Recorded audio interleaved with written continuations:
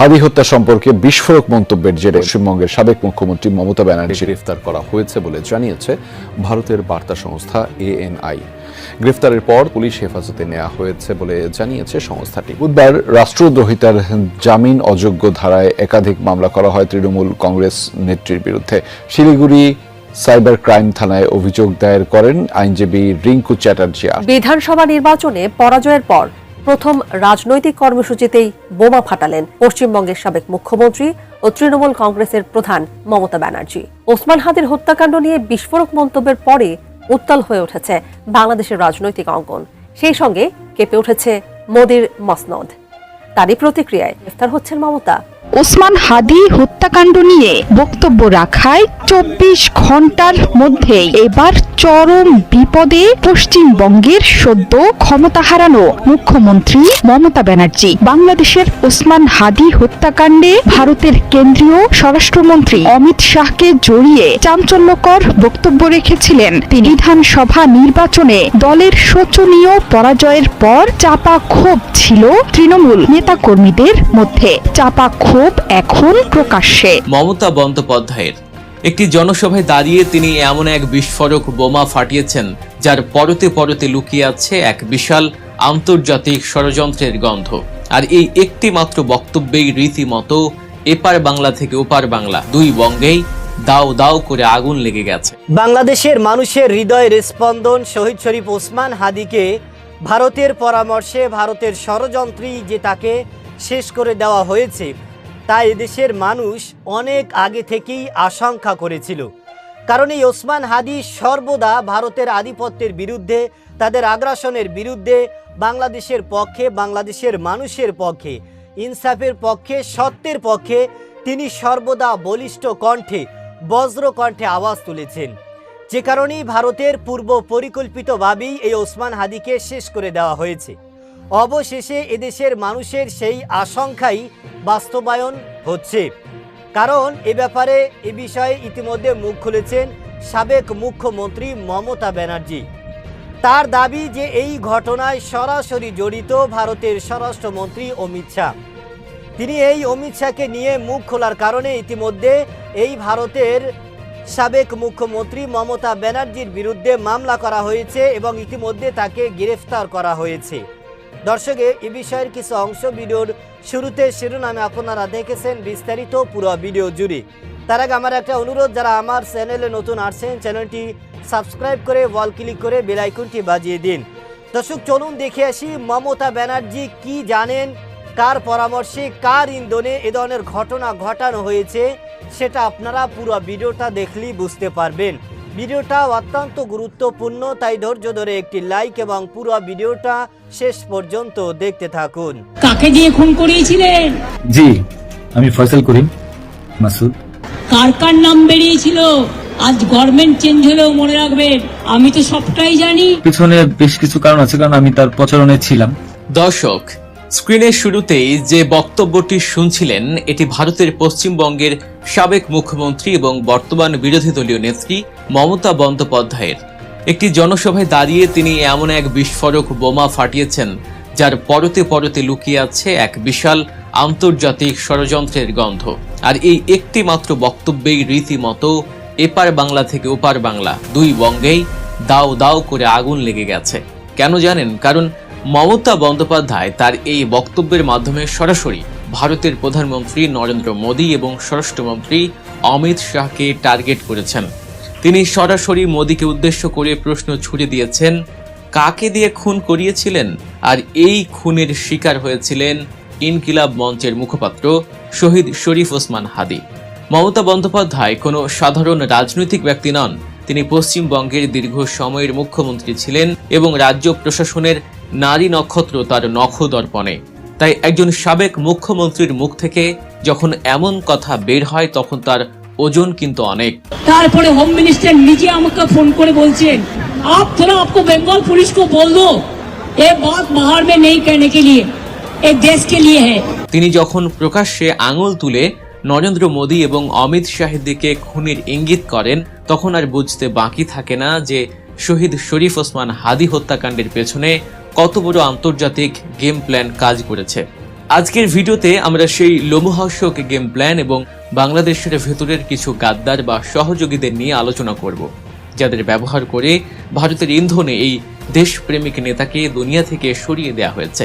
দর্শক, একটু পেছনের দিকে তাকালে আমরা দেখব 24-এর ছাত্র জনতার ঐতিহাসিক গণ অভ্যুত্থানের পর যে কয়জন তরুণ নেতা ভারতের আধিপত্যবাদ এবং আগ্রাসী নীতির বিরুদ্ধে একেবারে সামনের সারিতে দাঁড়িয়ে লড়াই করেছিলেন, তাদের মধ্যে শহীদ শরীফ ওসমান হাদি ছিলেন অন্যতম।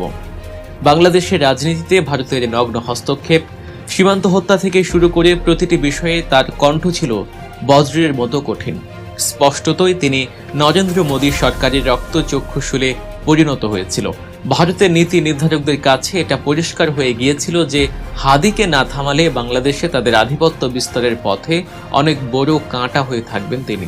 আর তাই ভারতীয় গোয়েন্দা সংস্থা এবং তাদের এদেশীয় দোসরদের যৌথ পরিকল্পনায় সাজানো হয় এই নির্মম হত্যাকাণ্ডের ব্লুপ্রিন্ট। ঘটনাটি ঘটেছিল গত বছরের 12 ডিসেম্বর। প্রকাশ্য দিবালোকে রাজধানীর প্রাণকেন্দ্র পল্টনে গুলি করা হয় শরীফ ওসমান হাদিকে। দিন দুপুরে এমন দুঃসাহসিক হামলা প্রমাণ করে যে খুনিদের পেছনে কত বড় শক্তিশালী মহলের হাত ছিল।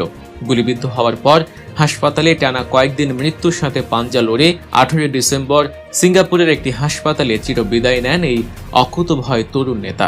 অন্তর্বর্তীকালীন সরকারের আমলে এই হত্যাকাণ্ড ঘটলে তখন জানা যায় কিলিং মিশনে অংশ নেওয়া প্রধান খুনি ফয়সাল এবং তার সহযোগীরা অত্যন্ত সুকৌশলে সীমান্ত পেরিয়ে পালিয়ে গেছে ভারতে। বাংলাদেশ থেকে পালিয়ে তারা প্রথমে আশ্রয় নিয়েছিল ভারতের মেঘালয় রাজ্যে। এটা স্পষ্ট যে মেঘালয়ে তাদের জন্য আগে থেকেই সেভ হাউস তৈরি করে রাখা হয়েছিল। এরপর সেখান থেকে তারা প্রবেশ করে পশ্চিমবঙ্গে, কিন্তু তাদের শেষ রক্ষা হয়নি। পশ্চিমবঙ্গের তৎকালীন মুখ্যমন্ত্রী মমতা বন্দ্যোপাধ্যায়ের অধীনস্থ রাজ্য পুলিশের স্পেশাল টাস্ক ফোর্স বা এসটিএফ তাদের গ্রেফতার করতে সক্ষম হয়। এই গ্রেফতারের খবর প্রকাশ্যে আসতেই দুই দেশের রাজনীতিতে শুরু হয় তুমুল উত্তেজনা। কিন্তু আসল রহস্যের জন্ম তো ঠিক এখানেই। রাজ্য পুলিশের এসটিএফ যখন ওই খুনিদের ধরে ফেলে, তখন আসামিদের রিমান্ডে নিয়ে কঠোর জিজ্ঞাসাবাদ করা হয়। আর সেই জিজ্ঞাসাবাদেই বেরিয়ে আসে এমন সব রাঘব বোয়ালদের নাম যা শুনে খোদ কলকাতা পুলিশেরও চোখ কপালে উঠে যায়। আর ঠিক তখনই ঘটে সবচেয়ে চমকপ্রদ ঘটনাটি। মমতা বন্দ্যোপাধ্যায় তার জনসভায় প্রকাশ্যে জানিয়েছেন, খুনিদের মুখ থেকে নামগুলো বেরিয়ে আসার পরপরই তার কাছে সরাসরি ফোন আসে দিল্লির সাউথ ব্লক থেকে। ফোন করেছিলেন খোদ ভারতের কেন্দ্রীয় স্বরাষ্ট্রমন্ত্রী এবং মোদির ডান হাত অমিত শাহ।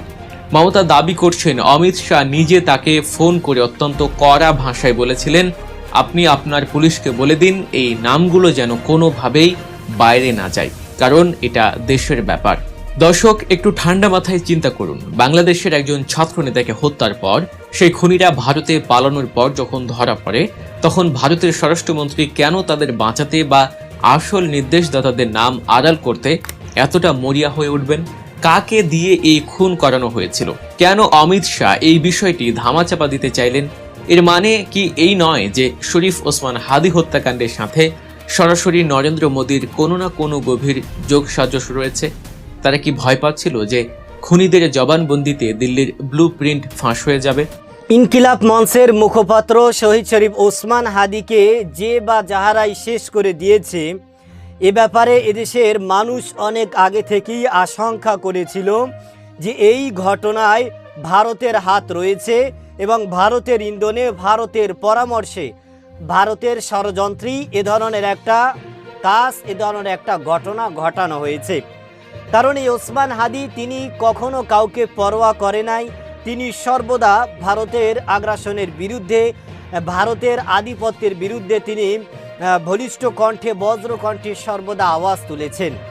এবং তিনি যেখানেই গণমাধ্যমে যে জায়গায় কথা বলেছেন, সেই জায়গায় তিনি কিন্তু ভারতের বিপক্ষে তিনি আন্দোলন করেছেন এবং তাদের বিরুদ্ধে তিনি কিন্তু কথা বলেছেন। এবং তাকে যেই শেষ করে দেওয়া হয়েছে, তখনই এদেশের মানুষ আশঙ্কা করেছে যে ভারতের হাত রয়েছে এই ওসমান হাদিকে শেষ করে দেওয়ার পিছনে। কারণ এই ওসমান হাদিকে যারাই শেষ করে দিয়েছে তারাই কিন্তু নিরাপদে ভারতে সেখানে আশ্রয় নিয়েছে এবং সেখানে তাদেরকে কিন্তু জামাই আদর করা হচ্ছে। এই ওসমান হাদিকে শেষ করার পিছনে বাংলাদেশের মানুষ যেই আশঙ্কা করেছিল, সেই আশঙ্কা কিন্তু ইতিমধ্যে বাস্তবায়ন হয়েছে। কারণ এই বিষয়ে এতদিন ধামাচাপা থাকলেও এবার মুখ খুলেছেন সাবেক মুখ্যমন্ত্রী মমতা ব্যানার্জি। তিনি বলেন, আমাকে ফোন করে বলা হয়েছে আমি যেন এই বিষয়টি কাউকে না জানাই, কিন্তু আমার পিঠ ইতিমধ্যে দেওয়ালে ঠেকে গেছে, আমি আর না বলি পারিনি। যে কারণে তিনি ভারতের স্বরাষ্ট্রমন্ত্রী অমিত শাহকে নিয়ে এবং গুজরাটের কসাই নরেন্দ্র মোদীকে নিয়ে তিনি কিন্তু যেই ইঙ্গিত দিয়েছেন, যেই কথা গণমাধ্যমে তিনি প্রচার করেছেন, তাতে করি এদেশের মানুষ, এদেশের জনতা, ইতিমধ্যে আপামর জনতা তারা বুঝে গেছেন যে এই ওসমান হাদির ঘটনায় কারা জড়িত, কাদের ইন্ধনে, কাদের পরামর্শে, কাদের ষড়যন্ত্রে এ ধরনের ঘটনা ঘটানো হয়েছে। যে কারণে উত্তপ্ত হয়ে উঠেছে বাংলাদেশ এবং ভারত। মমতা ব্যানার্জির এক কথায়, এক বার্তায় কিন্তু এপার ওপার দুই বাংলার মধ্যে উত্তপ্ত ছড়িয়ে পড়েছে। কারণ বাংলাদেশের যেই ঘটনা ঘটেছে, এতে করে শুধু বাংলাদেশ নয়, ভারত নয়, গোটা বিশ্বের মধ্যেই কিন্তু এর উত্তাপ ছড়িয়ে পড়েছে। কারণ শহীদ শরীফ ওসমান হাদি তিনি কোনো দল করে নাই, তিনি আওয়ামী লীগের পক্ষে ছিল না, বিএনপির পক্ষে ছিল না, জামাতের পক্ষে ছিল না, সবার পক্ষেই তিনি কথা বলেছেন, ইনসাফের পক্ষে কথা বলেছেন, ন্যায়ের পক্ষে কথা বলেছেন। সুতরাং এতদিন মানুষ হয়তো অনেকেই অনেক ধরনের মন্তব্য করেছেন, কিন্তু ইতিমধ্যে সব কিছু মানুষের কাছে প্রকাশ পেয়েছে। সবাই ইতিমধ্যে বুঝতে পেরেছেন যে এই ঘটনায় আওয়ামী লীগ নয়, বিএনপি নয়, জামাত নয়, বরং ভারতের কিছু হিন্দুত্ববাদী বিজেপি নেতারা তারা এ ধরনের ঘটনা ঘটিয়েছে। যে কারণে এ ব্যাপারে মুখ খোলার কারণে মমতা ব্যানার্জির উপরে চাপ সৃষ্টি হয়েছে, তার বিরুদ্ধে মামলা হয়েছে এবং তাকে ইতিমধ্যে আটক করার পরিকল্পনাও চলতেছে।